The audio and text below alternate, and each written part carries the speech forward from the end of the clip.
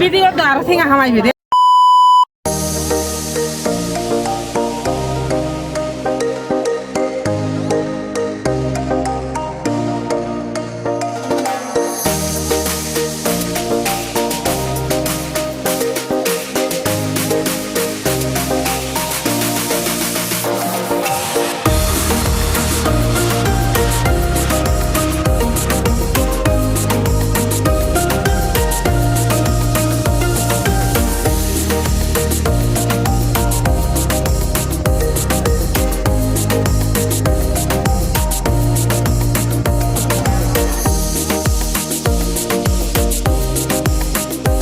বর্তমানে আমি একদম সিএনজির একদম লাস্ট মাথায় বসে আছি। আমরা একসাথে 7 জন বন্ধু বান্ধব সবাই এক সিএনজিতে 7 জন। আমরা গাড়িটা ড্রাইভার ভাইয়ের সাথে কথা বলে একদম সব কিছু ঠিকঠাক করে ফেললাম।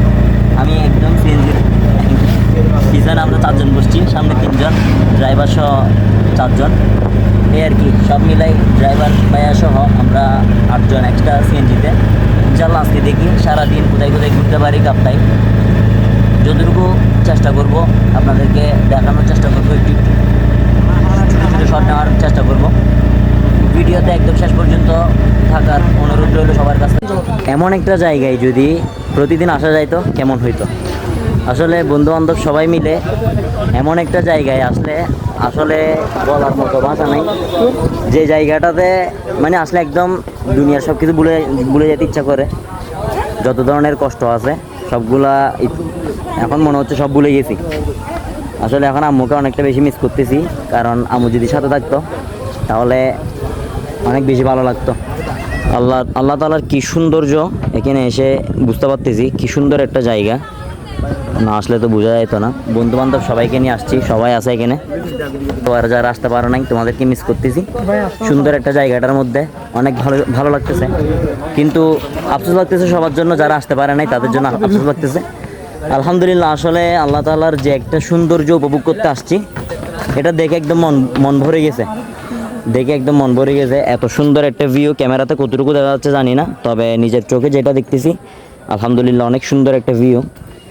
একদম সব দিকে পাহাড় আর পাহাড়, আর মাঝখানে পানি।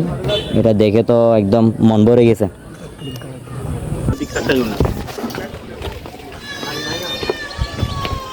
চলেন আপনারা সাথে চলেন, আমরা নিচে নামতেছি।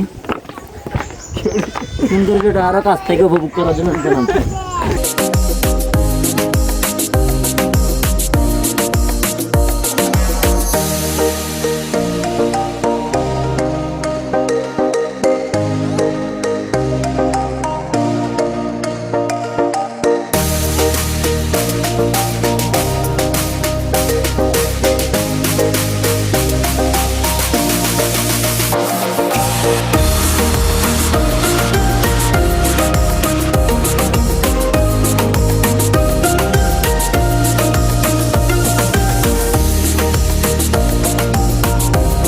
সো এভরিওয়ান, আমরা পিকনিক স্পট এখন দ্বিতীয় নাম্বারটাতে চলে আসছি।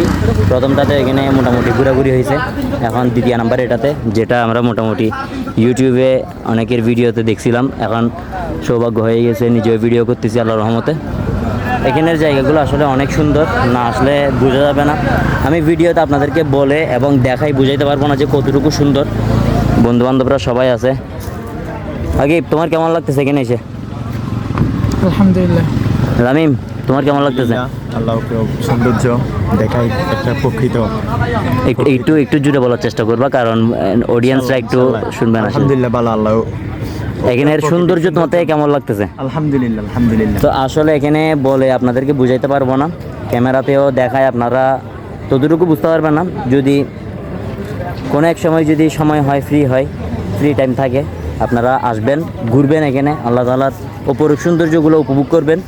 এখানে অনেক সুন্দর জায়গা আছে, কিন্তু সমস্যা হচ্ছে একটাই, সেটা হচ্ছে সব কিছুর দাম একটু বেশি। আমরা জাস্ট বোট, ছোটো কতগুলো নৌকা ছিল, ওগুলো চালানোর জন্য চাইছিলাম, একজনের নাকি 200 টাকা। তো এত রোদের ভিতরে আবার 200 টাকা দিয়ে শুধু বোট নিজে চালানোর জন্য কোনো দরকার নেই, সেজন্য আমরা ওইটা আর নিলাম না। কিন্তু আরেকটু পরে, এখন প্রায় 3:30 বেজে যাচ্ছে, আমরা একটু রোদ কমে গেলে, বিকাল হয়ে গেলে, তখন আমরা একটা বোট নিব, যেটাতে আমরা চড়বো কিছুক্ষণ, ঘন্টাখানিকের মতো। সেটাও আপনাদের সাথে শেয়ার করবো ইনশাল্লাহ। সাথে থাকেন, ভিডিওটা ফুল দেখতে থাকবেন। আমরা আসছি এখানের স্থানীয় কিছু ফল ফ্রুট দেখতে, যেখানে আনারস, পাহাড়ি, এখানে সবাই মোটামুটি ওনাদের নিজেদের এখানে হয়তো চাষ হয়, যেটা ওনারা বিক্রি করে। আর উনি, এটা আমি একটা ইউটিউবে ভিডিও দেখছিলাম ওনার একটা, যেটা ওনার একটা নিজের তৈরিকৃত, এটা তামাক না, তামাক পুরাচ্ছে। আর এগুলো শক্তি হয় আন্টি, শক্তি হয়, বুদ্ধি বাড়ে, সব কিছু বলতেছে। এটা কিভাবে খায় আন্টি? এটা কিভাবে খায়? আচ্ছা, কি দিয়ে বানান? এখানে কি দেন? শুধু তামাক। আচ্ছা, এটা আমরা খাইতে পারবো? দেখি একটু, দেখি কিভাবে খাই। হ্যাঁ, দেখি আমরা একটু ট্রাই করতে পারবো? দেখি একটু ভিডিও নাও তো। আসলে এটা হয়তো তখন আদিকালের মানুষরা এইভাবে তামাক খাইতো, জীবনের লাইফের ফার্স্ট টাইম এভাবে দেখতেছি। এভাবে কি টান দিব না? টান দিব।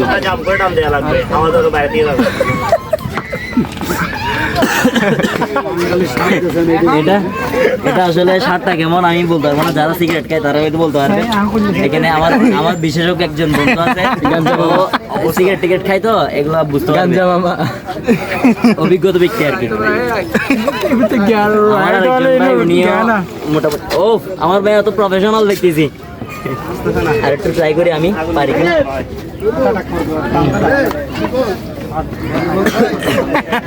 Thank you aunty, thank you, আমাকে দেওয়ার জন্য ধন্যবাদ।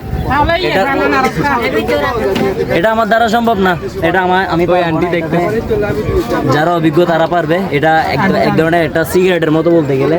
তখন আগে হুক্কা ইউজ করতো অনেকে, যেটা দাদা দাদি থেকে তখন শুনতাম আর কি, এই আর কি। আমাদেরকে সবাইকে দেন।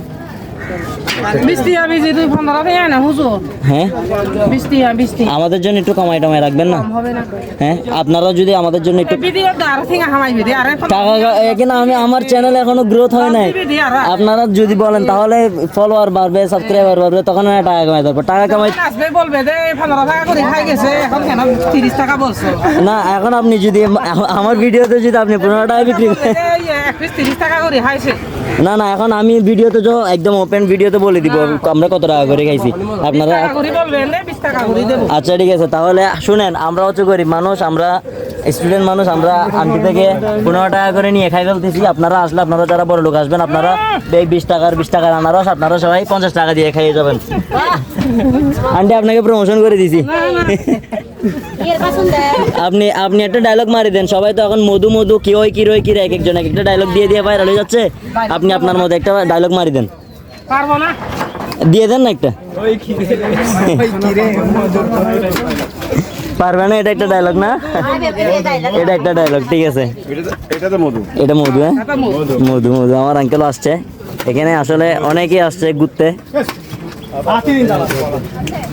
আনারস এতদিন আমরা দেখলাম তরমুজ মধু হইতে, এখন থেকে আনারসও মধু, এখন থেকে মধু হয়ে গেল। বেলাল কি খাচ্ছ? মধু খাচ্ছ? সাকিব তুমি কি খাচ্ছ? মধু না, তুমি তো রসমালাই খাচ্ছ দেখা যাচ্ছে। সাকিব কি রসমালাই? ওরে সেই, এটা আমার টাসি গেছে আনারস, এখন আমিও খাবো আনারসটা, ট্রাই করে দেখি। খারাপ না, কিন্তু বড় তো, খাইতে একটু অসুবিধা হচ্ছে। ভালো।